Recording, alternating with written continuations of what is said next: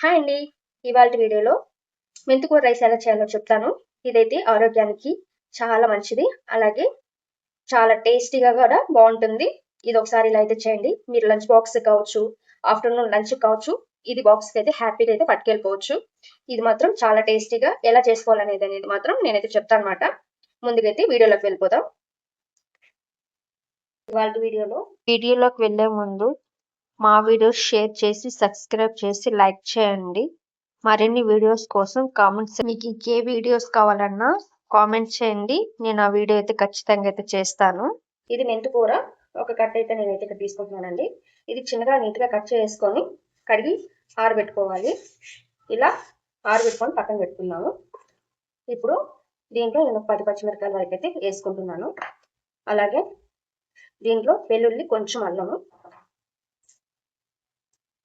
దీంట్లో లవంగాలు ఒక 3 కానీ 4 కానీ, చెక్క కొంచెం, జీలకర్ర, ధనియాలు, ఇవన్నీ మిక్సీ పట్టుకోవాలి. ఇక్కడ వరకు అయితే మిక్సీ పట్టుకున్నాము.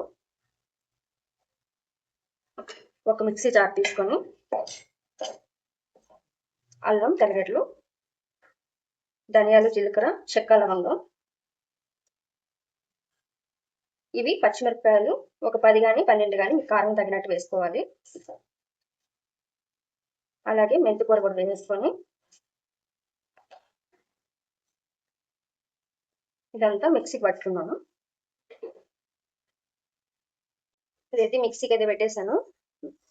ఇది సపరేట్ చేసి పక్కన పెట్టుకున్నాను. ఇప్పుడు నెక్స్ట్ ప్రాసెస్ అయితే వెళ్ళిపోదాం. నేను ఇక్కడ ఒక గ్లాస్ రైస్ అయితే తీసుకుంటున్నాను. ఈ గ్లాస్ రైస్కి 1.5 గ్లాస్ వాటర్ వేయాలి. ఇలా ఒక అరగంట ముందే కడిగి నీట్గా పక్కన పెట్టుకున్నాం. బియ్యం బాగా నానాలి. ఇదైతే బాస్మతి రైస్. ఈ రైస్కి 1.5 కప్పు వాటర్ అయితే సరిపోతుంది. నార్మల్ రైస్కి అయితే 2 అయితే ఖచ్చితంగా వేసుకోవాలి. ఇప్పుడు ఇది 1.5 ఆనియన్. మీరు చిన్న ఆనియన్ అయితే 2 తీసుకోండి. ఆనియన్, బిర్యానీ మసాలాలు ఇవి కొద్దిగా, కాజు, నూనె, కొంచెం గరం మసాలా, కొద్దిగా పసుపు, సాల్ట్, అంతేనండి మనకు కావాల్సిన ఐటమ్స్ అన్ని. గ్యాస్ ఆన్ చేసుకొని కుక్కర్ ఏదో ఒకటి పెట్టుకోవాలి. ఈ రైస్ నేను కుక్కర్లో చేస్తున్నాను కాబట్టి నేను కుక్కర్ వాడుతున్నాను, లేదా మీరు గిన్నెైనా వాడుకోవచ్చు. కొద్దిగా నూనె వేసుకోవాలి. ఇక్కడ మీరు కొద్దిగా నెయ్యి ఉన్నా కూడా వేసుకోండి, బాగుంటుంది. బిర్యానీ మసాలాలు వేసుకోవాలి. ఇవి 1 నిమిషం పాటు ఫ్రై చేసుకోవాలి. ఈ మసాలాలు ఆల్రెడీ ఫ్రై అయిపోయాయి. ఇప్పుడు కాజు వేసుకోవాలి. ఇది కొంచెం కలర్ మార్చి సరిపోతుంది. ఇది కొంచెం ఎర్రగా ఫ్రై అయ్యేంత వరకు వెయిట్ చేయాలి. ఇప్పుడు ఇవి రంగు అయితే మారిపోయాయి. ఆనియన్ వేసుకున్నాం.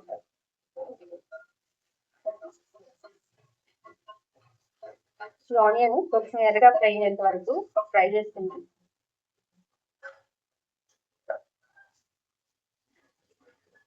ఇది ఇలా ఫ్రై అయితే సరిపోతుంది. తర్వాత అర స్పూన్ పసుపు వేసుకోవాలి. ఎక్కువ వేయద్దు, కొంచెం అంటే కొంచెం. కొద్దిగా గరం మసాలా వేసి ఒకసారి కలుపుకునేసి, ఆల్రెడీ ఇందాక మెంతికూరలో నెయ్యి వేసాను కాబట్టి నిజంగా నెయ్యి కాలేదు. ఇప్పుడు ఈ గ్రేవీ అయితే దీంట్లో వేసుకున్నాం.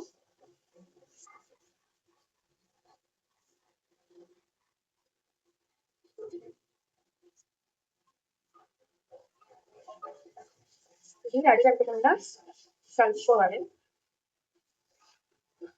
ఈ పేస్ట్ బాగా ఫ్రై అయ్యిందని తెలుసుకోవడానికి ఇది బాగా ఫ్రై అయిపోతే పచ్చివాసన పోయేంత వరకు ఫ్రై చేసుకోవాలి. అలాగే మనం వేసిన నూనె కూడా పైకి అయితే తేలుతుంది. అప్పటి వరకు అయితే వేస్ట్ చేయాలి, లేదంటే రైస్ చేదొస్తుంది. కాబట్టి ఇది లో ఫ్లేమ్లో పెట్టుకుందాం. ఇది చిన్నగా ఫ్రై అవ్వనివ్వండి. మధ్య మధ్యలో ఒకసారి ఇలా కలుపుకోవాలి. దీంట్లో ఫుల్గా ఉన్న నిమ్మంతా పీల్ చేసుకొని నూనె అయితే కొంచెమైనా బయటకు వచ్చేంత వరకు ఫ్రై చేసుకున్నాము. అడగంటకుండా కలుపుకుంటూ ఉండాలి అప్పుడప్పుడైనా.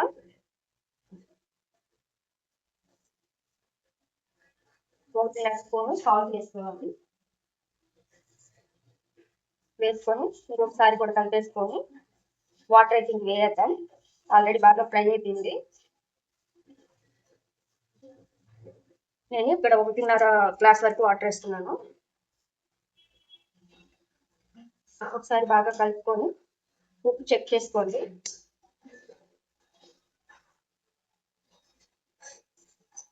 ఉప్పు సరిపోయింది అనుకుంటే రైస్ కూడా తీసుకోవాలి. బాస్మతి రైస్ కాబట్టి వాటర్ లేకుండా వండుకోవాలి, లేదంటే రైస్ మెత్తగైపోతుంది. బాస్మతి రైస్ అయితే కొంచెంసేపు నానితేనే బెటరు.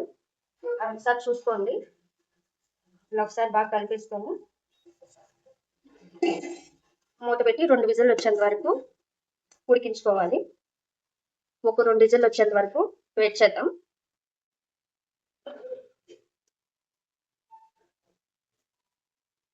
ఇది ఎలా వచ్చిందనేది ఒకసారి చూపిస్తాను.